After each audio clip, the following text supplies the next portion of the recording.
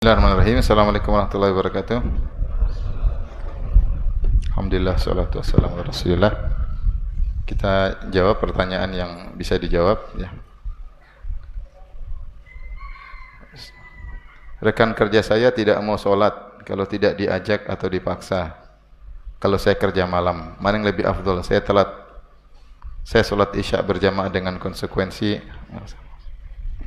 Saya sholat isya berjamaah dengan konsekuensi teman saya tidak sholat, atau saya sholat telat 10 menit tapi bisa mengajak teman untuk sholat isya berjamaah. Kalau 10 menit bermanfaat untuk mengajak teman berjamaah,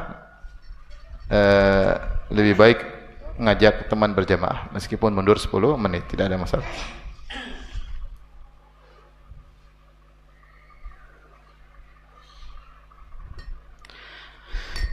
Ana lagi merawat ibu yang baru 2 minggu mengalami kecelakaan dan kaki kanannya patah. Pertanyaan Ana, berapa kali ibu Ana yang usia 67 tahun ini menolak sholat karena alasan susah gerak? Intinya alasan. Bagaimana harus menasihatinya? Ana kadang terbawa emosi kurang sadar. Sementara Ana sedih sekali dengan ibu menolak alasan tidak mau sholat.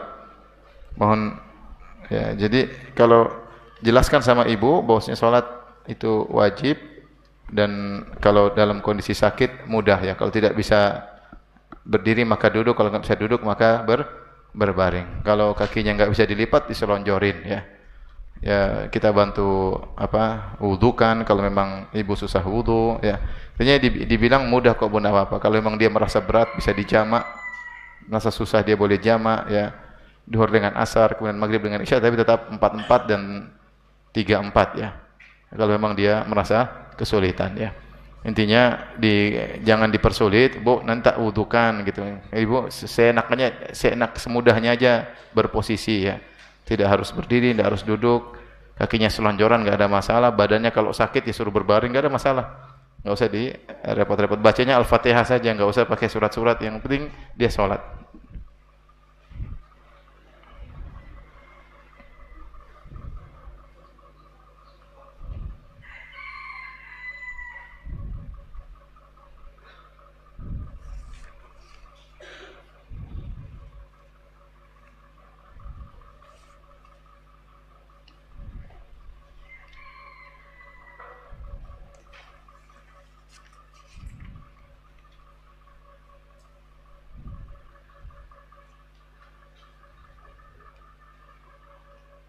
Ustadz, gimana cara tobat dari suka artis Korea?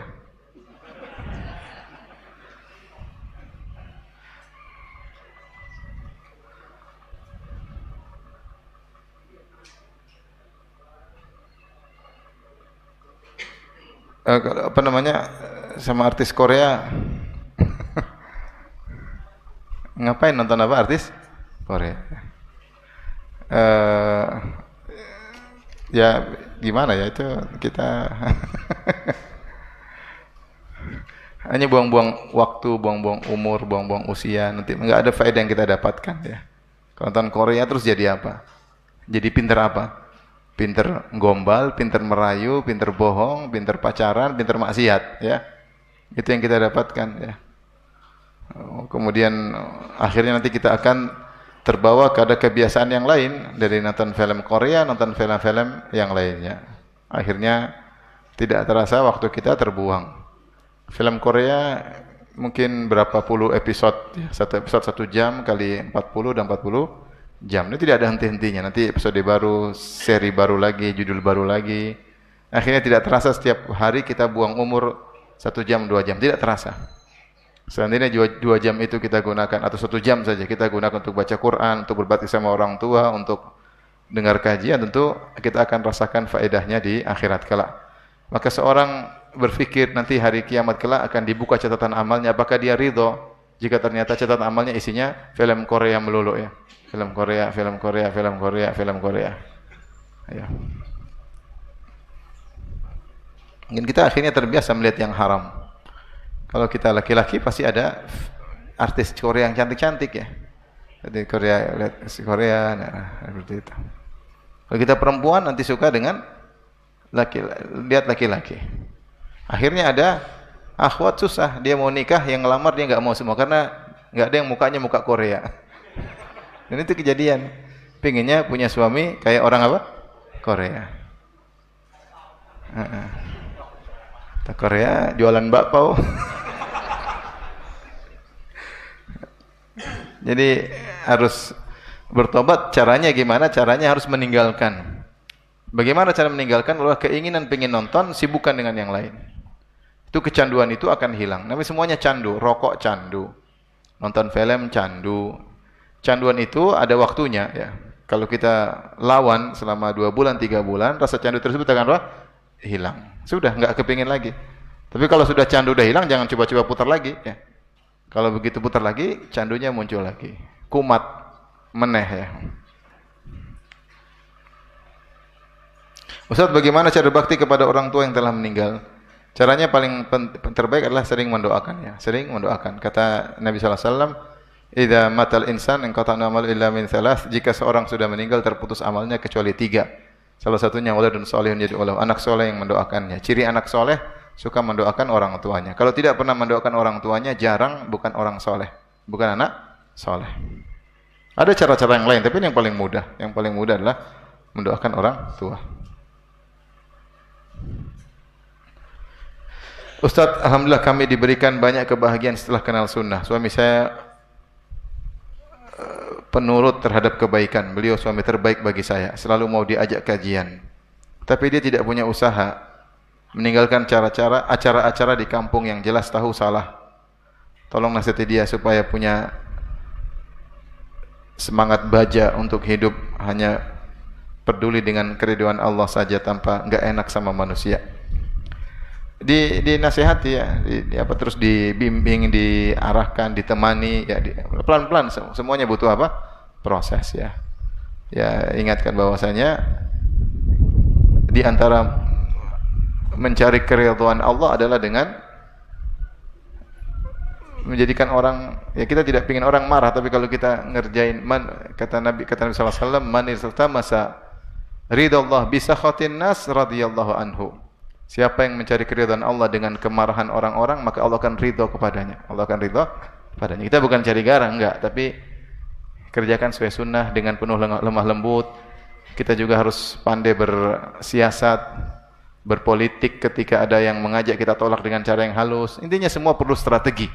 Perlu strategi. Tetapi kita tetap berusaha. Kalau ada tradisi masyarakat yang menyimpang, maka kita tidak ikut-ikutan. Kita ikut serta dalam kegiatan masyarakat yang bermanfaat dan banyak.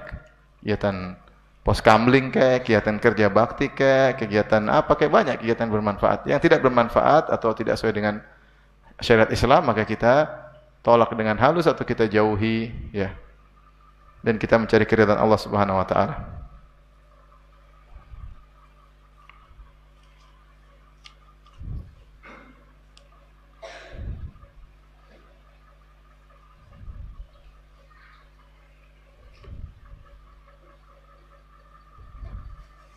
Apakah lagu itu haram? Jika haram, apa yang haram, lagu atau musiknya? Yang haram musik, haram. Lagu tidak sampai pada derajat haram, tapi tidak boleh seorang kebiasaan nyanyi lagu ya. Oleh karena Imam Syafi'i rahimahullah menyatakan seperti lagu-lagu tersebut tidak sampai pada derajat haram. Yang haram apa? Alat musik. Ya, namun bukanlah kebiasaan seseorang nyanyi ya. Sesekali tidak jadi masalah untuk memberi semangat, untuk menghilangkan kepenatan dalam safar, itu boleh-boleh saja. Tapi kalau selalu nyanyi ini lama-lama dia asyik dengan lagu dan lupa dengan Al-Qur'an,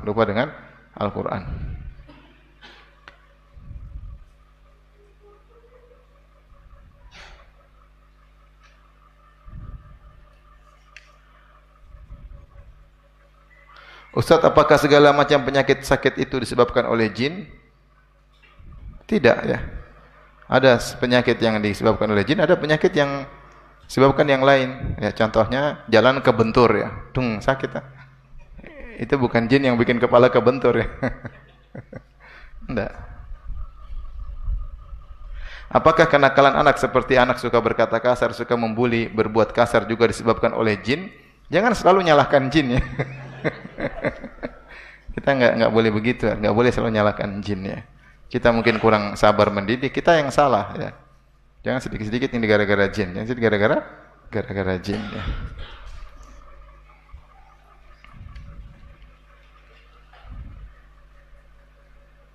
Bagaimana cara melatih diri untuk melakukan sedekah tanpa diketahui oleh orang lain? Ya lakukan aja. Ya. Lihat kanan kiri nggak ada orang, kasih. Ya. Itu aja. Kasih aja, kan banyak orang nggak kenal kita, kasih. Dia pun tahu kan dia nggak kenal kita siapa. Kasih aja ya.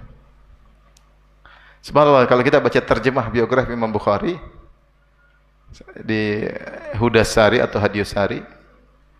Jadi Imam Bukhari saya lupa apakah dia sedang mengajar atau dia sedang hadir dalam majelis, kalau tidak salah dia sedang mengajar. Tiba-tiba di antara kawanan murid-muridnya yang sedang mengambil hadis dari dia, ada yang membuang kotoran, entah upil, entah apa, saya lupa ya. Pokoknya ada kotoran dia buang di masjid. Imam Bukhari ngelihat. Tapi dia lihat.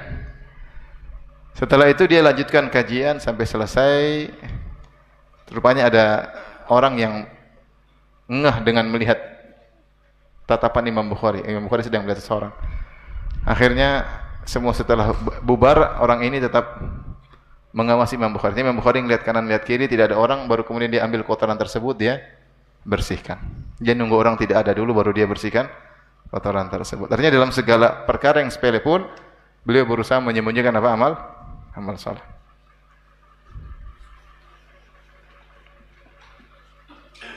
Ustaz, bagaimana cara menghilangkan prasangka buruk terhadap orang lain? Berprasangka buruk kepada orang lain, kalau tanpa ada karinah dan indikasi, benar pun salah, apalagi kalau salah. Hukum asal kita berbaik sangka kepada orang lain. Kecuali orang tersebut punya indikasi, dia kelihatan lagi marah, kelihatan pegang senjata, itu baru kita husnudzon. Tapi kalau enggak, hukum asalnya apa? Husnudzon. Sering suudzon, kita sering salah. Ketika seorang melakukan perbuatan, ada 100 tafsiran. Kenapa kita harus nafsirkan kepada yang buruk? Ya. Dan cobalah dalam kehidupan kita, sering kita prasangka buruk, sering salah. Itu menunjukkan bahwasanya prasangka buruk itu diktean dari setan. Setan mendikte. Ini begini. Yang paling menderita kalau kita sudah sering berprasangka buruk sama pasangan kita sendiri. Hidup tidak nyaman. Kita prasangka buruk, dia prasangka buruk sama kita. Ya. Apalagi kalau istri sudah sering berprasangka buruk, nggak enak. Pulang kerja, pulang terlambat. Kenapa terlambat? Aduh. Akhirnya besok cepat-cepat. Kenapa pulang cepat-cepat? Repot.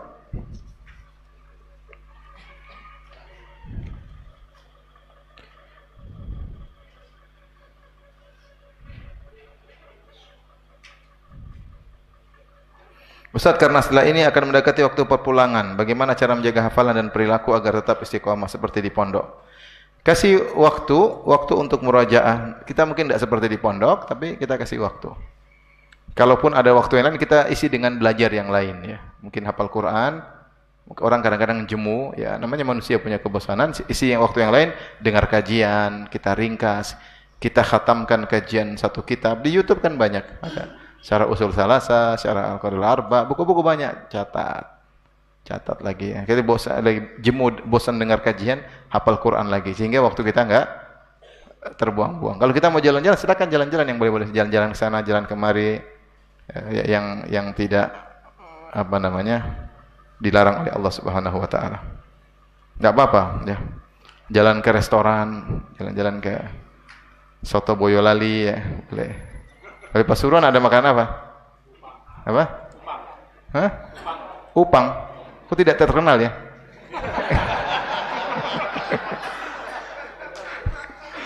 Kalau tidak terkenal saya curiga. Saya bersuudzon.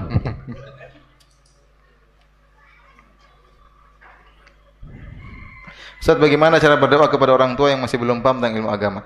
Paling baik buat orang tua dengan akhlak yang mulia. Senyum, pijit mereka, kalau disuruh langsung nurut. Insyaallah nanti kita lakukan agama, kita jelaskan dengan baik, mudah-mudahan dia terima.